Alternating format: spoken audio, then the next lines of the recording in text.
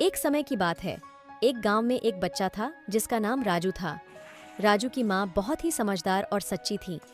एक दिन राजू ने अपनी माँ से पूछा, माँ, लोग क्यों झूठ बोलते हैं? माँ ने मुस्कुराते हुए उत्तर दिया, बेटा, झूठ बोलना कभी भी ठीक नहीं होता।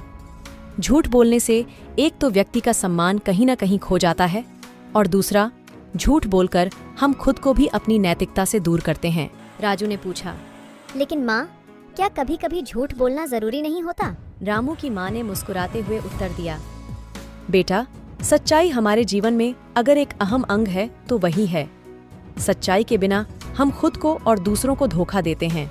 रामू ने आगे पूछा, लेकिन कभी कभी आपने कहा है कि बिना सच्चाई के भी कभी कभी कुछ करना पड़ता है। माँ ने गंभीरता से कहा, बेटा, जीवन में वास्तविकता का सामना करना हमें कभी कभी कठिनाई तो उठानी पड़ती है, लेकिन हमें कभी भी झूठ नहीं बोलना चाहिए।